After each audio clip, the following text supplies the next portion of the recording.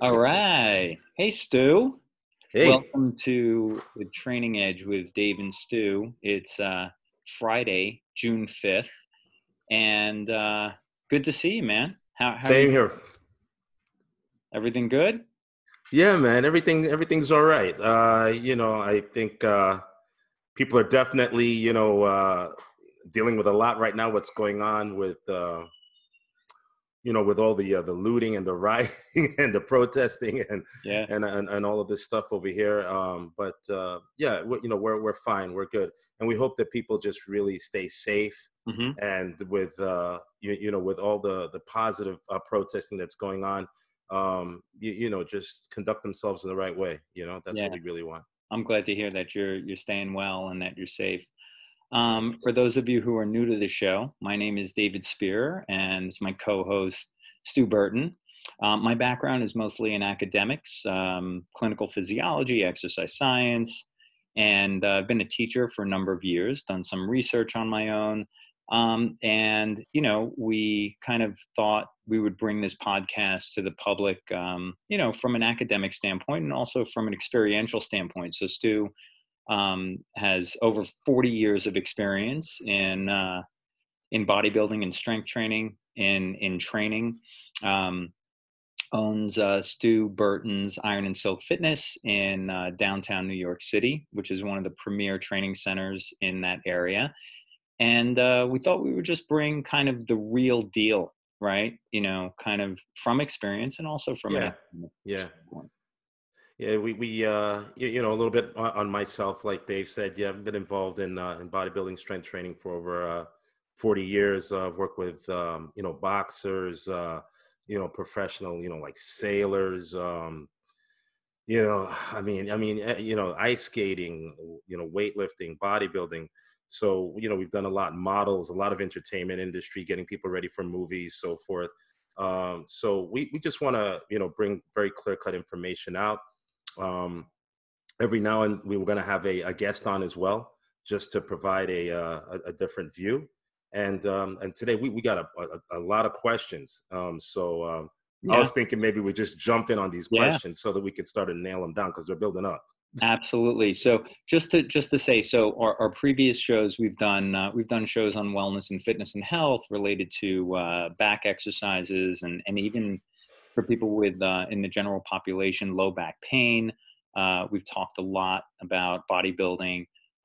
Today, what we want to do is we want to focus a little bit more on kind of summer muscles, I guess you would say. So abs for summer. It's kind of Yeah. interesting in the sense that it's ironic that not a lot of people are out, Right. but we're still talking about those Right. muscles that you're Right. going to be showing off at the beach. Right. Hopefully, things will settle down and people Yeah. will be able to go out and they'll be able to kind of show off what it is that they've worked on for the Yeah. past couple of months while being in quarantine. Yeah. Um, so let's get to the questions. So, okay, first question is, and I'll read these, and then you can we'll just kind of go back and forth here. First question is, I do a lot of planks, but my abs don't get more cut. Why is that? So, Mm. okay, I mean, there's two things going on here. I think first of all, the idea of doing a plank is a exercise to stabilize the body. Needs to be done Right. the proper way, right? So there can be no extension, nor can there be any flexion of the spine. You need to keep it in neutral. Planks come in various flavors, right? You can do a plank off your elbows, you can do a plank off your hands, you could do a side plank. It really depends on the type of plank that you're doing. But if you are doing planks and you're, holding them for a decent amount of time, you're probably going to sense that your abdominal region and your low back region is getting tired.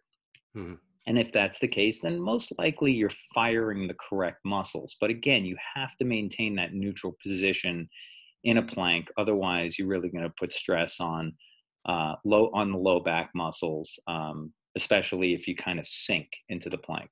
Right. Why don't the abs get more cut? And you know what the way that I think about it is, look at chicken in a supermarket, right? Chicken in a supermarket, not a whole chicken, but chicken fillets or like a chicken breast. You look at it under the plastic and Making me hungry. you can't see it, right? You can't really see it because it's kind of obstructed by the plastic. But when you take off the plastic, when you take off what is surrounding the chicken, you see the definition of the chicken. And it may not be the greatest analogy, but my point is that you can strengthen your abdominals through planks or other types of exercises.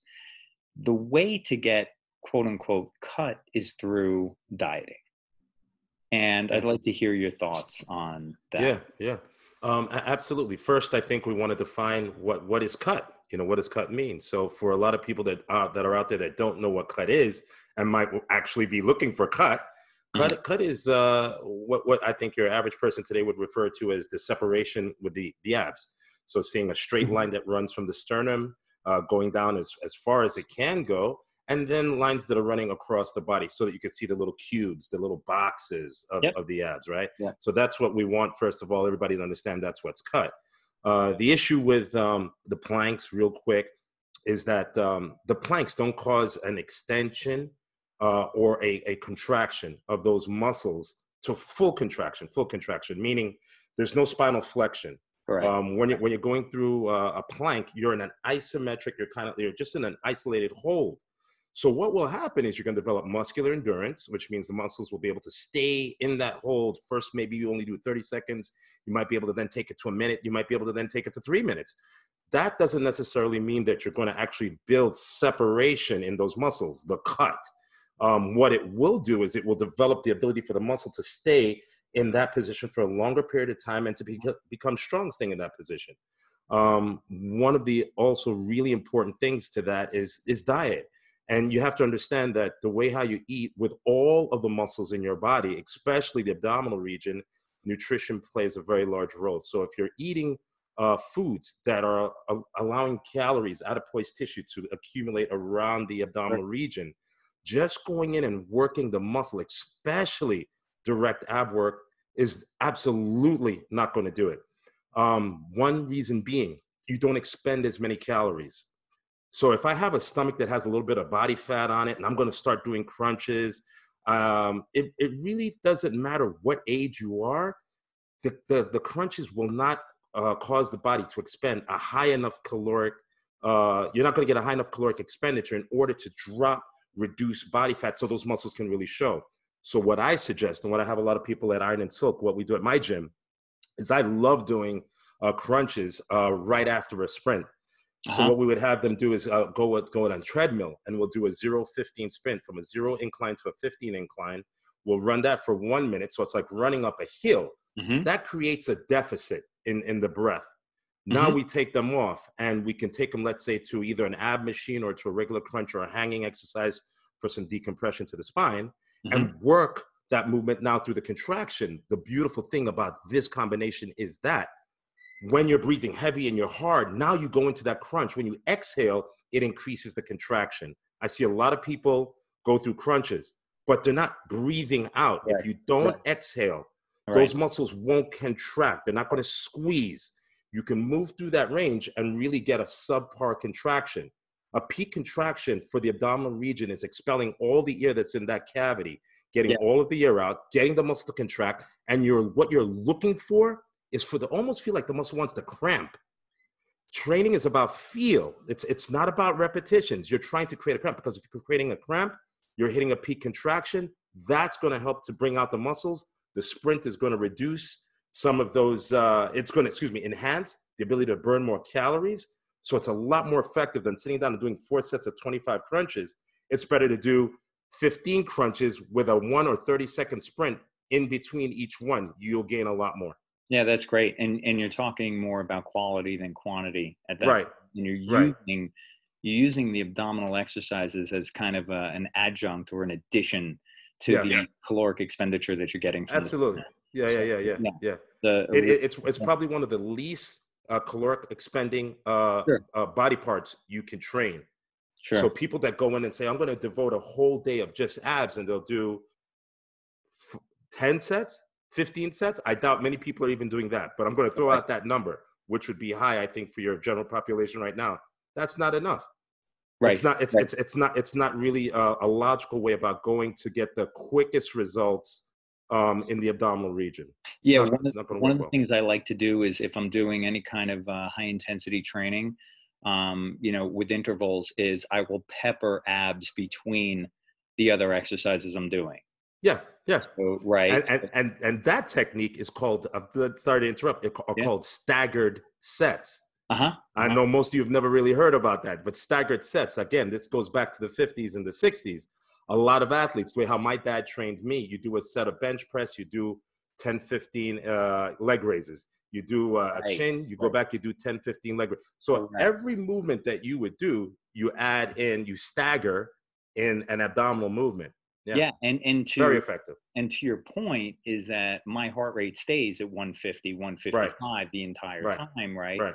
It definitely drops after I'm done with a particular exercise, but once I go back into the exercise, I can get that heart rate up pretty quickly. Yeah, So yeah, yeah. that definitely enhances my caloric expenditure. Yes, and I hope that that answered your question. I'm going to jump on Yeah. that next one. I am a 22-year-old woman and overweight, but I'm not interested in having a six pack. All I really want is to get into healthy weight range and to have a stomach as flat as possible.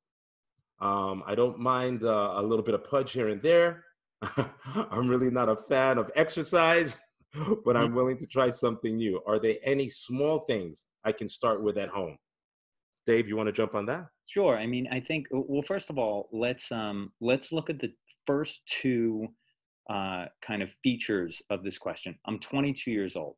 Okay. At the age of 22, your ability to kind of, expend calories, your ability to recuperate and recover is a lot better than if that said, I'm a 52-year-old woman. Right, So that's the first thing. You've got that going for your time is definitely on your side. The second feature is I'm overweight, but I'm right, not interested in having a six pack. Okay. right. I get that.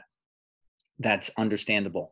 But what you should be interested in is maintaining stability in your low back and your abdominals. Now, Right, that is to say that you should be interested in proper posture. You should be interested in strengthening those areas that can then weaken over time and right, wreak havoc, like low back pain and things of that nature. right. Understand that the six pack is not what you're into. That's fine. But the fact that you're overweight, and we've talked about this before, especially in women with wider hips, draws the weight forward and puts a tremendous amount of strain on the low back. Right, So right, let's work with this person to really, number one, build up the pelvic floor. Number two, the transverse abdominis. Number three, the low back muscles, right? right, So right, we want those low back muscles to be really strong and stable. right. We were talking earlier this week about the multifidus. Let's get those deep muscles to Yeah, give that body stability.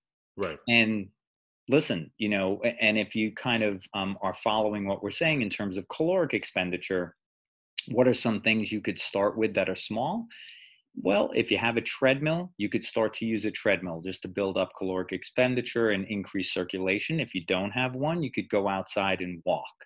I think right. that would be an excellent way to start. But then we're also going to talk specifically about those exercises that will improve those deep muscles of the pelvic floor and of the low back and the abdominal area. Yeah, yeah. I would say just to touch on that, what Dave is saying, you take the condition of that 22-year-old woman, the description of what it is that she has, and you take that same exact description, and now you turn that person to 50, right? The same kind of, wanting the same goals. The stomach is in the same situation. She doesn't mind a little bit of chubbiness.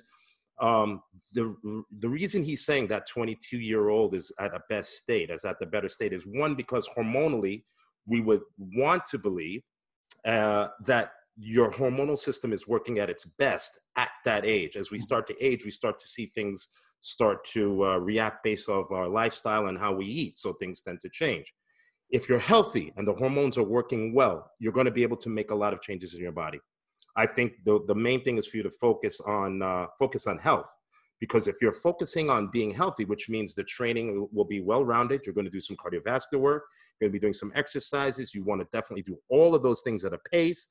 And what that's going to do is that's going to automatically start to tighten up the physique, tighten up the body. The body's going to get a little bit stronger for sure. And you'll start to notice that the predisposition for weight in particular areas will start to change. It's going to start to change.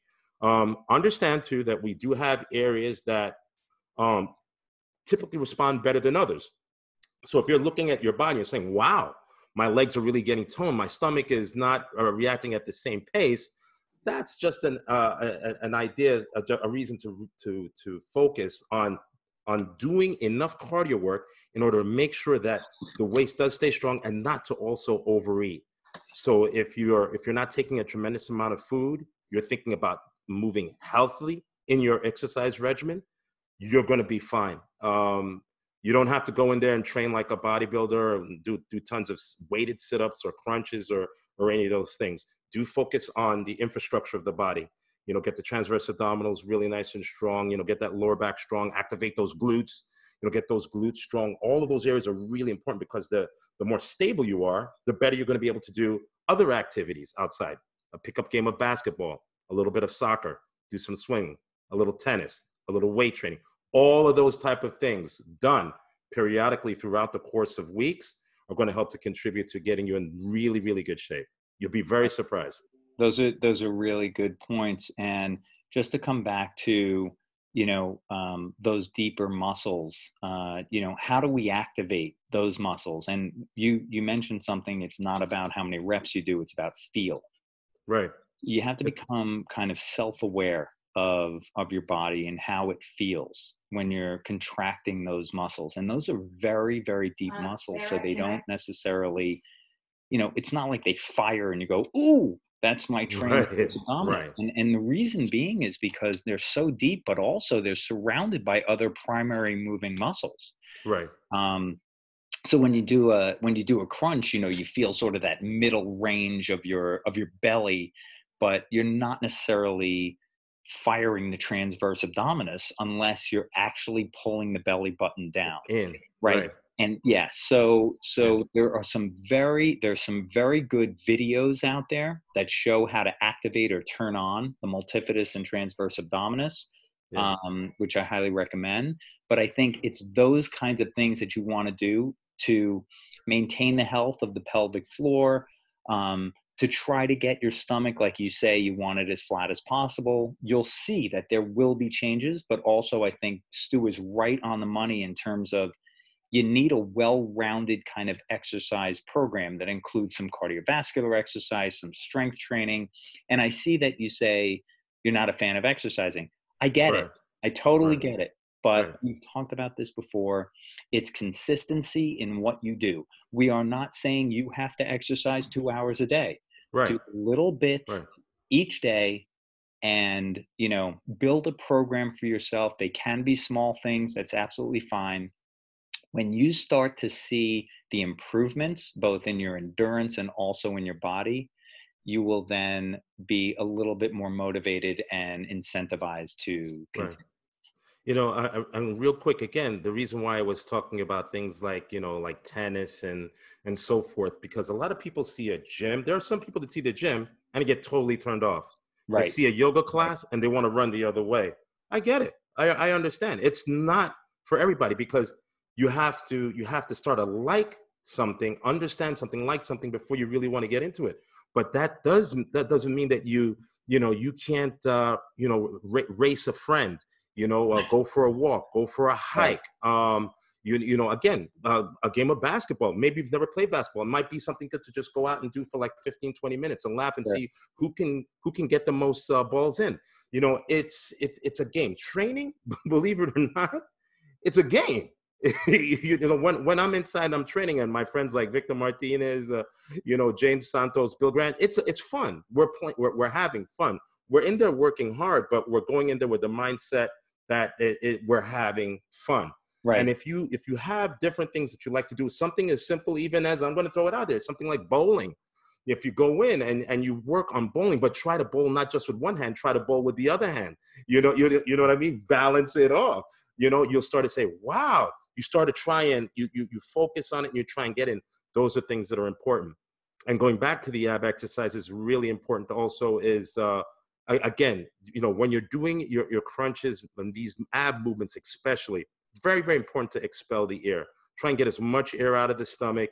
Move, you know, take your time. You don't have to move fast unless you're an athlete, you're training for, let's say, a particular type of sport, baseball, swinging a baseball bat, then you might need to do something explosive. Correct. You might need to move, you know, thoracically explosive, right? In order to be able to generate enough force to hit that ball. But contracting and going for a feel, you want to feel the muscle.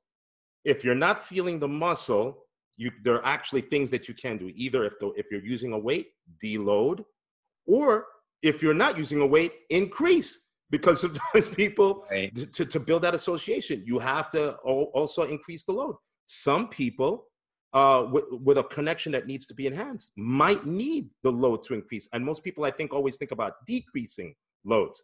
But I know some people that actually do better once you increase loads. Right. And ultimately, real quick, you don't want to have to be on either end of those scales. You want to be able to activate that muscle when you want to activate it. Mm-hmm. It shouldn't be determined on a load. Right. Ultimately.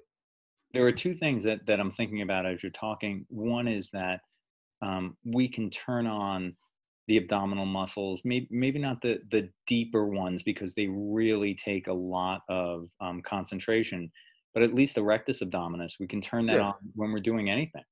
Right. We can kind of maintain that, you know, that position of neutral spine and turn on those muscles regardless of what we're doing. Dave, I got to tell you something also really important. I always forget to tell people, actually not in my gym, I tell them about it all the time. Right. But when we do crunch, it's very important. We also focus on what we really think about drawing that belly button in and up. Yep. Mm-hmm. That's the first thing you want to do because, again, remember I was talking about stretching and contracting that muscle helps to bring it out. Well, I see a lot of people contract, but they never draw in.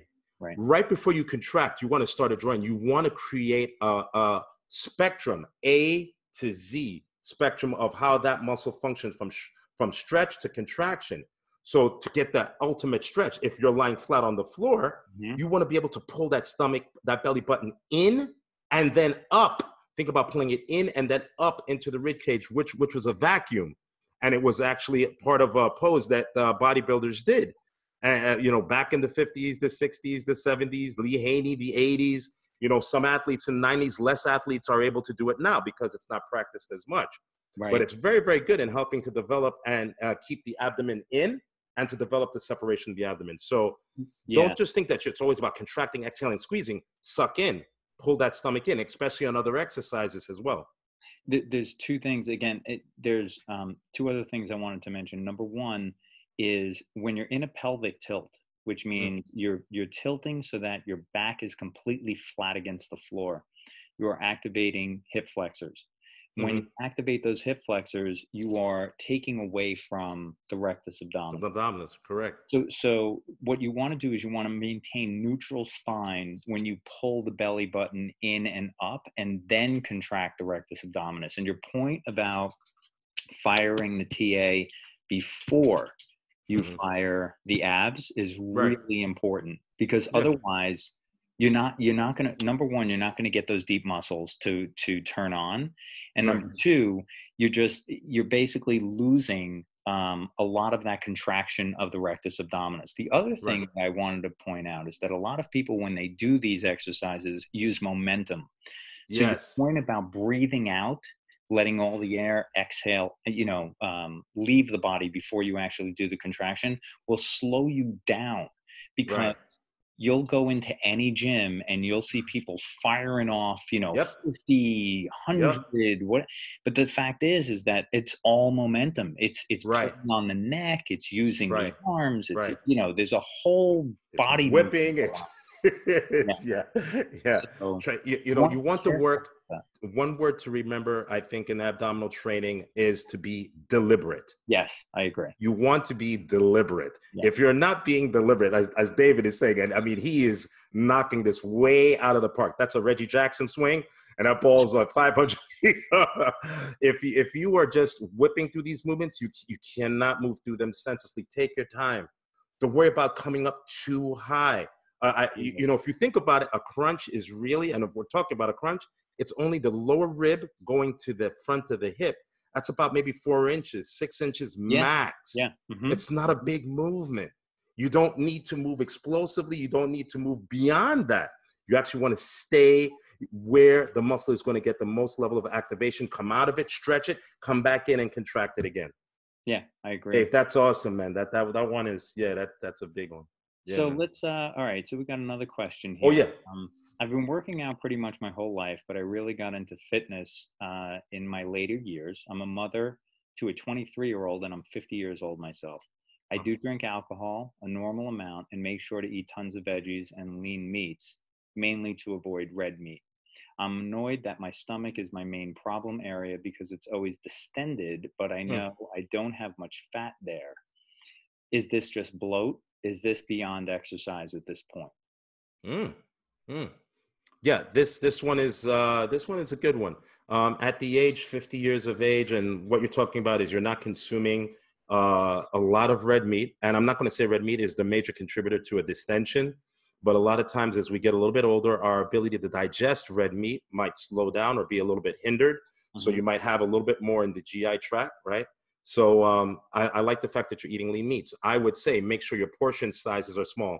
One thing that we adopt in bodybuilding is we watch our portion sizes. So we're scaling the size of meals out throughout the course of the day because we are interested in shrinking the abdominal region or keeping it as tight as possible while maintaining size and getting lean. So I would look to see how much food are you putting on your plate when you're consuming your meals. Make sure that they're small. You don't want to feel, my dad would always say, you just want to feed the system. You don't want to add too much in. You just want to feel like, I'm not hungry. Once you start to feel like I'm not hungry and you continue to eat, now you're putting extra things in the body that the body, it really doesn't need, especially when you're trying to get lean or to flatten the stomach. The other thing is, this is where planks would come in very handy and be very helpful, because coming in and you, sounds to me like your transverse abdominals are probably weak. And what you want to do is you want to get into that plank position, and that's going to start to act like a girdle and starts to pull and hold everything in. This is why there is no one good movement. There is no one.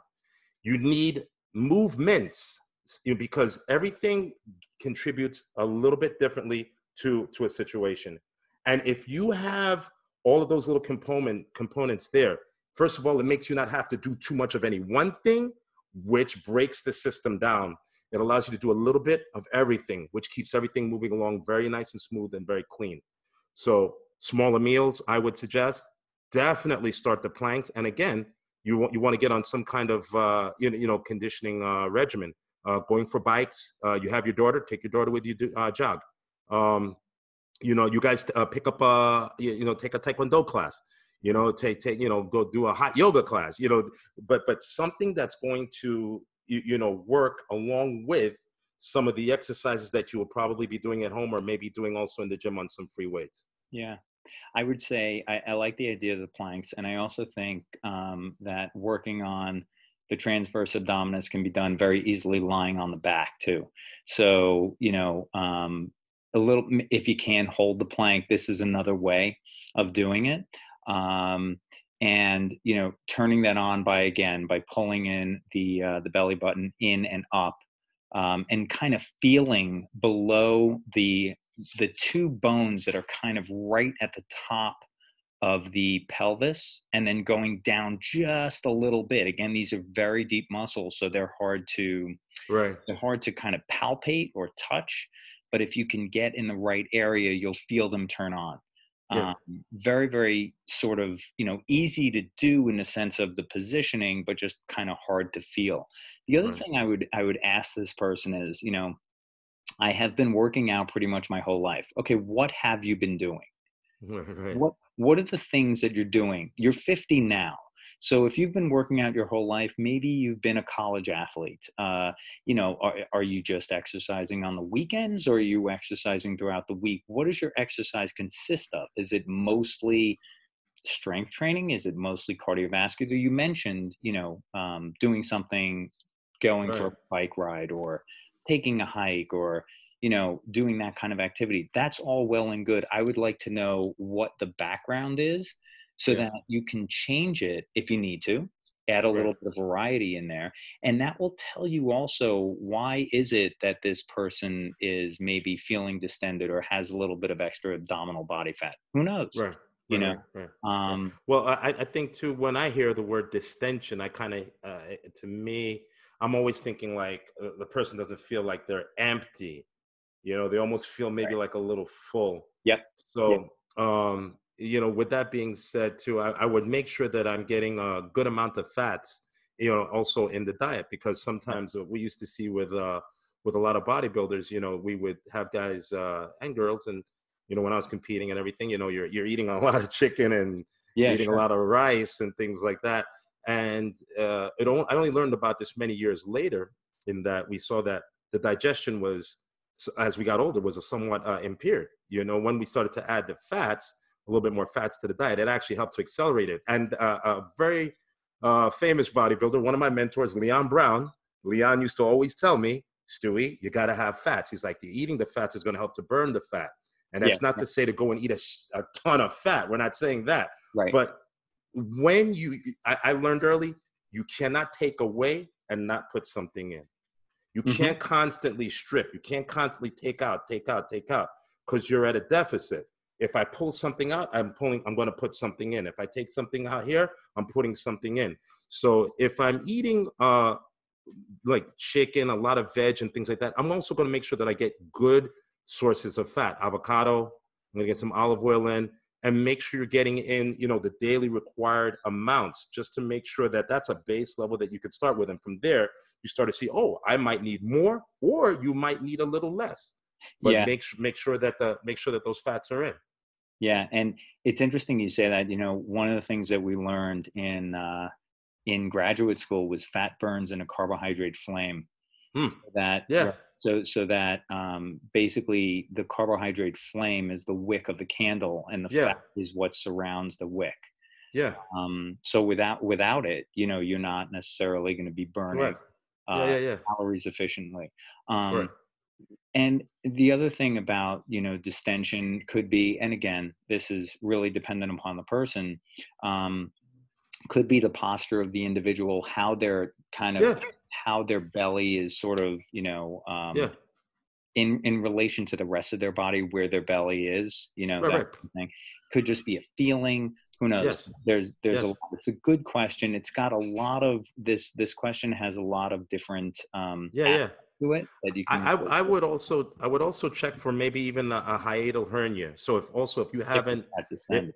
if you haven't had a checkup, I would go get a checkup, especially since you've been active. It sounds like it happens to a lot of people as we get older. Even though we've been active, you might find the stomach is one of those trickier areas to control. Stress levels. We had that podcast on stress.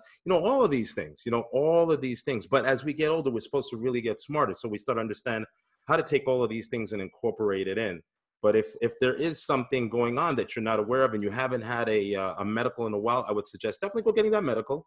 I'm gonna get some blood work done, see that everything is okay. If everything is okay, boom, then you start to jump on some of the things that we spoke about. I think it'd be very beneficial.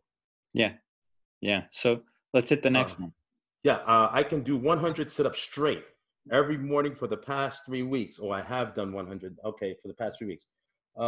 He says, should, Shouldn't it? should be able to see my abs. Oh, I should be able to see my abs by now. Am I doing something wrong? Okay, so this person is saying that they've been doing 100 sit-ups every morning for the past 3 weeks, Okay. and they can't see their abs. Okay.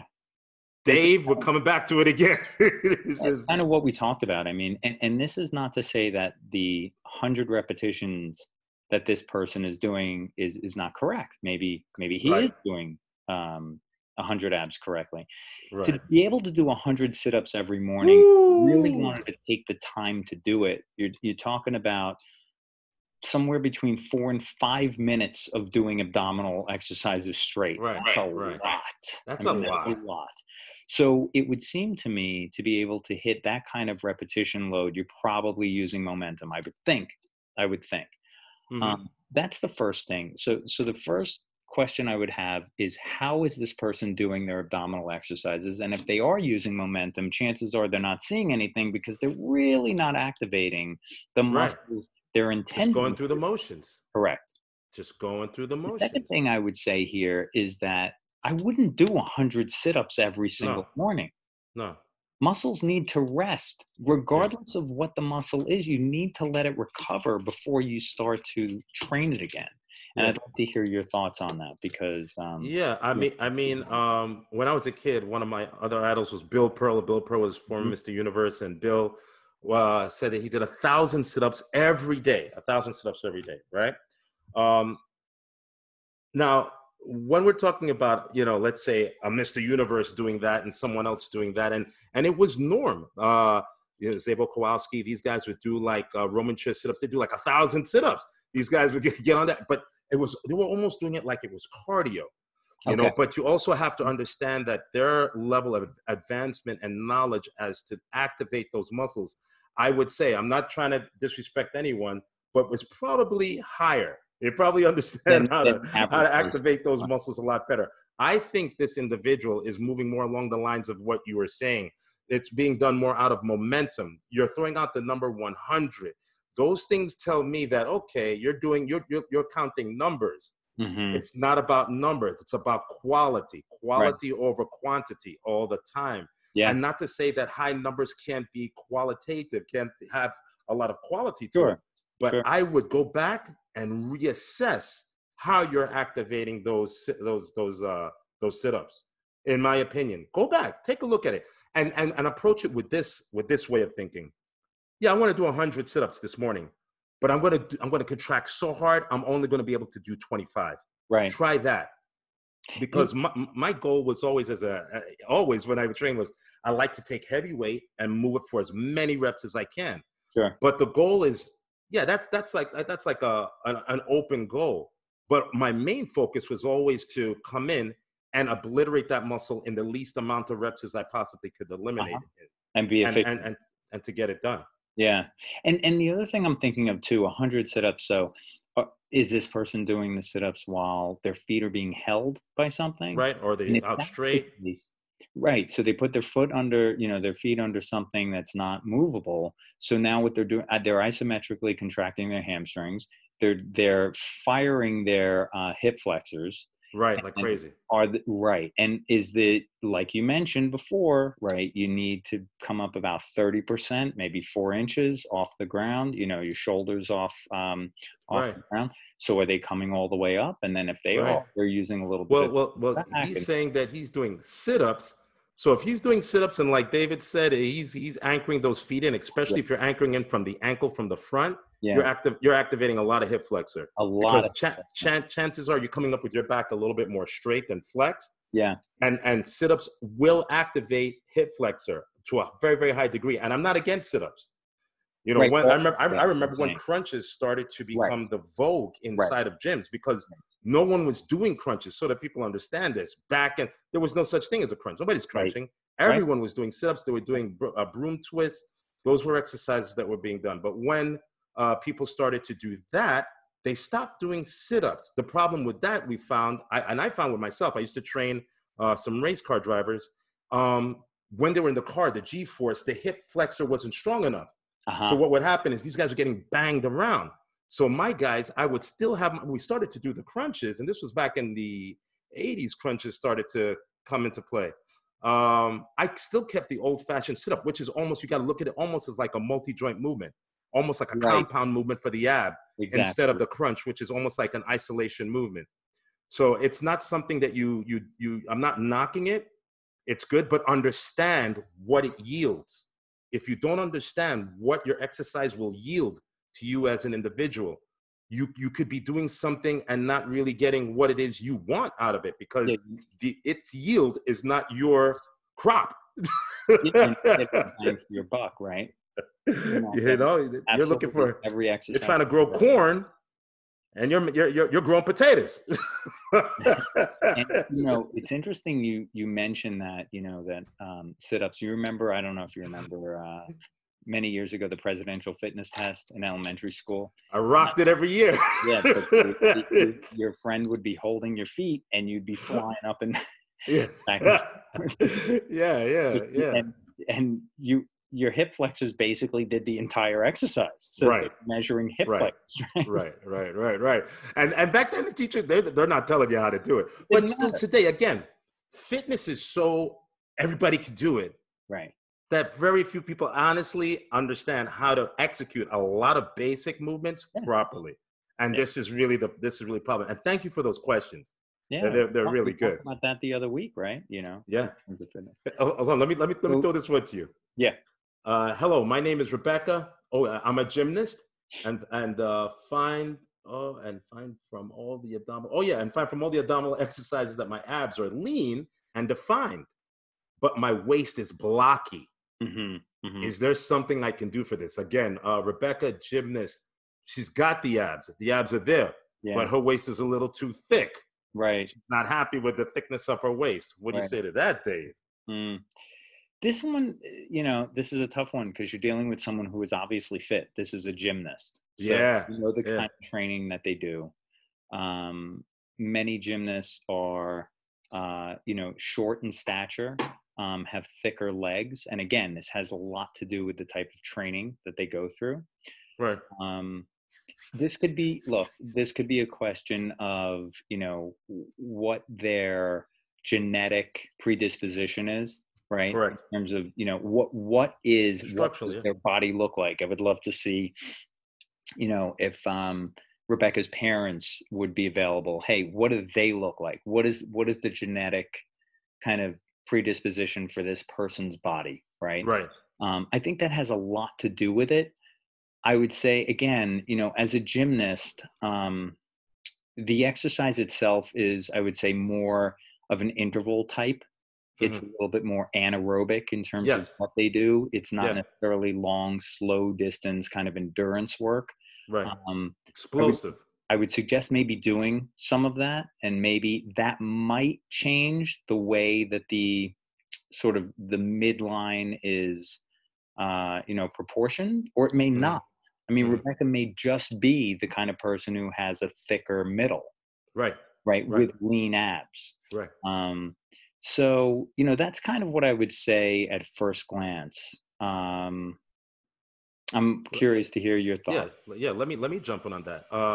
I think what we see is that, again, structure is the first thing that you want to look at. I've always been intrigued with bones.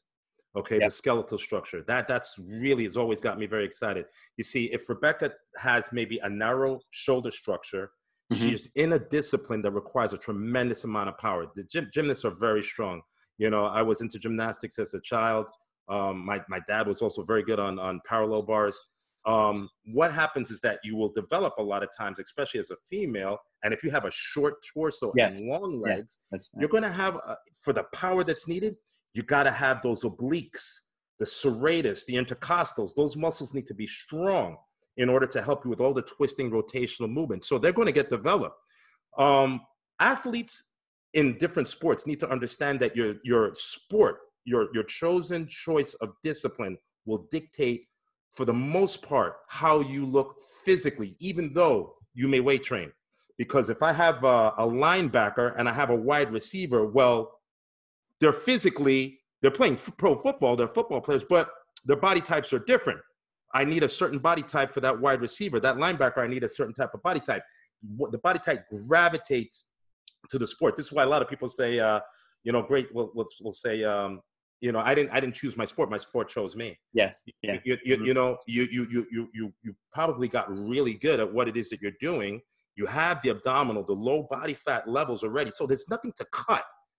I've had athletes like that come. I've had models that I work with like that. They're lean already. And they're like, can I lose this? And I'm like, well, you can't really lose that because there's nothing to take Dude, away. nothing. There, Right. it's just skin, Yeah. muscle, and bone. Yeah. What we can do is we can accentuate it. And this is the beauty of bodybuilding. This is what I love. Because now if she focuses on shoulders per se a little bit more, again, this is without seeing her. But if we focus a little bit more on shoulder, the medial deltoid, what we can do is start to create an illusion that the waist is smaller. Right. In other words, You may not have anything to take off of that waist. Right. And yeah, I think that's a really good point. And one of the grandfathers of exercise science always said, choose your parents wisely. So right. Your point, I remember that one. Your point about having an athlete that does basically the same thing but looks a lot different is like a sprinter versus a long distance runner. Right. And the thing you mentioned too, which I think is really important, is that as a gymnast, she's utilizing muscles that are more fast twitch type muscles. Yes. They're more geared toward power. The cross-sectional area of those muscles are going to get large. Yeah. Right. Yeah. And we're going to see that in type 2 type fibers. So yeah, I think, the other thing I would say here too, so aside from, let's say, making the shoulder range, let's say, a little larger so it looks larger relative to the waist, is that if she were to do a little bit more maybe endurance type exercise, she's a gymnast. Now, is she a gymnast that trains 6 days a week, or is she a gymnast that used to be a gymnast and now just kind of does some gymnastics twice a week? Like, is there any room to do anything else? Because as you know, you were a gymnast, the training is very, very specific. Yeah. And it's very much built on power, and it's built on flexibility and tremendous like aerial movement and that kind of thing. Stability, all of that. If she's still a gymnast, it's going to be very difficult to kind of work on that, because all of the training she's doing is for a specific purpose. But if she's been a gymnast, she does her gymnastics 2 times a week, then now we can add in some different kinds of training that would really include, I think, endurance work. Interesting. She falls into a category of bodybuilder that I know that wanted to leave competitive bodybuilding and go into smaller divisions. Now, this is a very tricky thing, because now when you have somebody that's already has very low body fat levels, the muscle is there, it's prominent. How do you lose that now? Because that's what we're actually talking about. We're talking about actually losing muscle in order to fit into a smaller division, going down to physique or maybe even bikini, which I think most of the girls would not be able to make because they're just too muscular at that point. You can't lose all of that muscle. You have to look at a few things. One is you may be able to make that happen through definitely a little bit more exercise, especially the long distance work, because the longer distance work is actually more catabolic. I haven't heard many people ever talk about this. As a matter of fact, I've never heard anybody talk about this. I speak about it all the time. Yeah. Cardiovascular training is catabolic. So you're going to burn up. The first thing it's going to lose is not body fat. You're going to start to drop muscle. This is one of the reasons why professional strength athletes are very leery of extra cardiovascular work, because once you start to lose muscle, you lose strength. Sure. The discipline dictates that you're supposed to be able to lift a certain amount of weight to build or maintain a certain amount of muscle. But now if I start to do that to drop body fat and I start losing strength, I can't do that anymore. You have to be aware that if you start to embark on a cardiovascular regimen and you're still competing as a gymnast, you have to see how your strength levels are. If they start to become compromised, I would not exceed what you're presently doing. Your body will level off. You'll get strong at that level that you started to drop, and then you start to push it down a little bit further again. Never try and get to your goal when you're trying to lose muscle and maintain strength within a very short period of time. It's never going to work. You might lose that muscle, but you will absolutely lose that strength. So I would be very cautious. It is doable. It can definitely work. To the degree that you want it to work is really up to you as an individual. But watch all of those things. Just be very, very understand what cardio will do. I would do it, but just That's be a good very point. aware. Yeah, and like we've talked about before, you're just dealing with different muscle fiber types. So Right. you're going to enhance a little bit of the type 1 endurance One fiber, fiber, right, and the and switch type off 2 that will type two. atrophy a little bit. Yeah, Yeah. yeah. And Awesome. because the cross section of the type 2 atrophies, you're going to lose the ability to, you're going to lose the strength to a degree. I wouldn't say it's going to be, something that is drastic, but listen, Right. if you need the strength for the particular sport that you're doing, then yeah, you don't want to Right. do that. It's a detriment.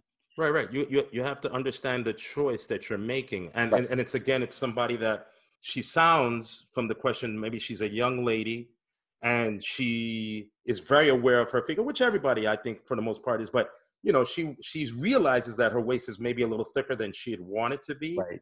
Wants to feel more comfortable with a slimmer waist, Right. but is a gymnast. You have two things you're looking at. You have a discipline that you've chosen that you are excelling in, and now you're trying to take a look that really, and I got to be honest with you, because if I'm not honest with you, it's not fair. Yeah. That really doesn't coincide with that. You have to pick and choose and understand that there's going to be more of a middle ground. You're not going to get 100% pretty much of what it is you want, and you have to understand that that's the way how things are. Because if you need to have a certain amount of strength in order to be good at what your chosen discipline is, you're going to have those cross-sectional muscles that are going to have to work synergistically in order for you to execute those movements and for you to be strong. It's just the way it is. Yep. I agree. Kick it, Rebecca. do it. What do we got next, Stu?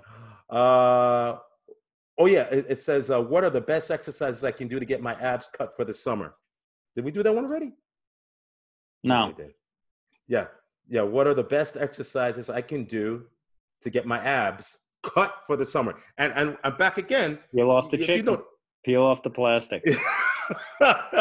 every one of these exercises, and this tells me how people don't really think about diet or nutrition along with exercise for abs. But the most important thing, again, people, it's not just for abs. It's for everything. It's for the guy that wants to build his arms, the girl that wants to tone up her legs, her calves. It's everything. It goes hand in hand. There is no one thing because it's a system. You wake up every day, and at some point every day, you eat something for whatever reason. You're hungry, energy, whatever, right? And you're exercising on top of that. It has to work together. It has to blend. Yeah, and Stu, the thing is, this question is sort of born out of all of the crazy stuff that we see, right? This question is born out of the Shape magazine article that says here's exercises that you can do for 6 minutes a day. Incredible abs. That's what this question is about. Right. So it's misinformation, misguiding people. It's the fast sell. It's the I can't say that. The question is who is asking the question, right?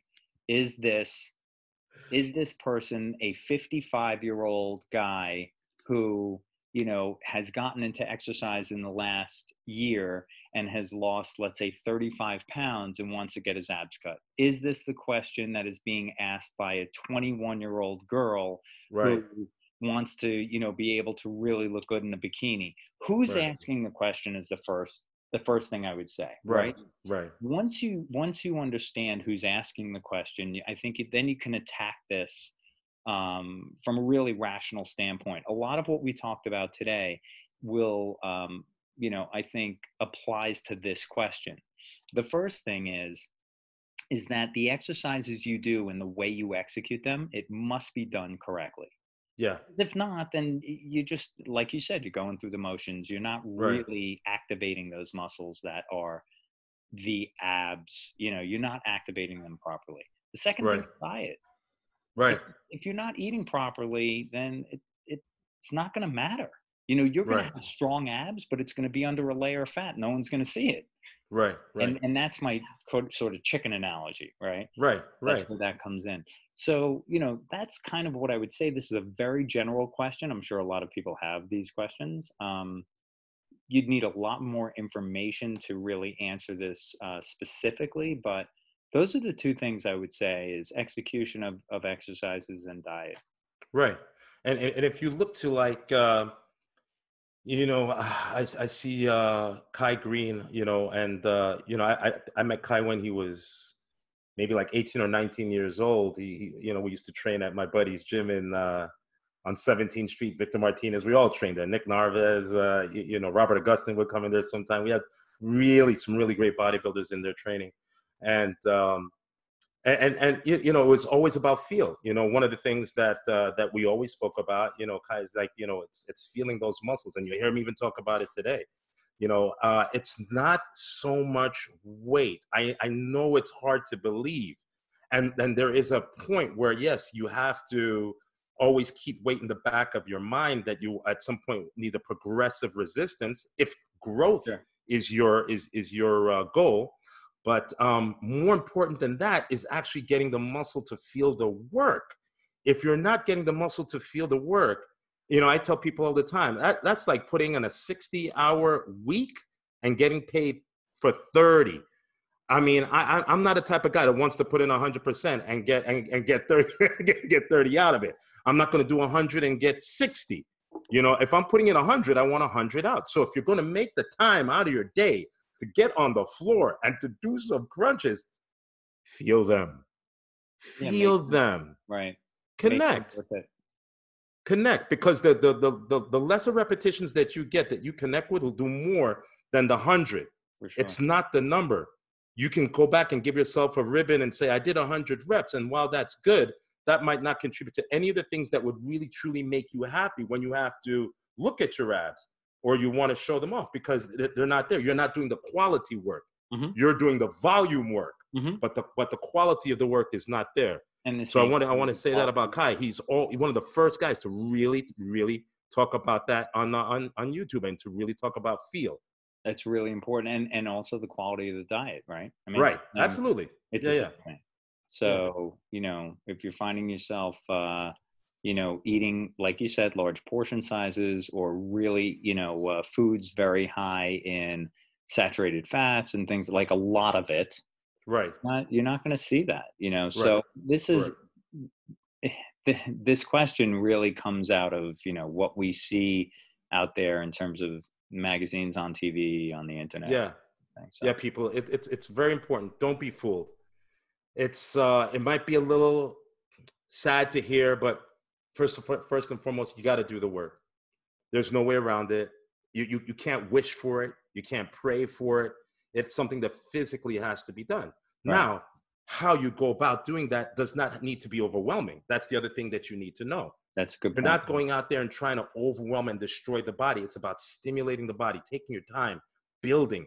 Because over time, as you build, you become acclimated to the consistency of getting your clothes on, having the meal, getting on the floor, doing it. It sounds long and maybe tedious now, but you start to thrive on it because you're getting it. And that's where it is that you want to be. You want to be thriving. You want to be excited about it. And to be excited means you have to start humble. Mm-hmm. You have to be humble. If you're not humble and you bite off more than you can chew, you choke. Right. Yeah, so, you make a really good point. Often in martial arts, they say, keep your cup empty. Right. Because you can fill it up. With an empty cup, you can receive information and then hold on to it. If you let your cup is full and you kind of know everything, the chance of you learning something is really not likely. Done. I think that's a really good point. You kind of start as a beginner, always feel like a beginner, always feel that there's something new to learn. And Absolutely. then if you do that, then the way you execute exercises and the way you sort of, approach your health is a lot different. Right. Right. You can always learn new things. So right. Absolutely. I think that's a good point. Take your time and build. Take your time and build.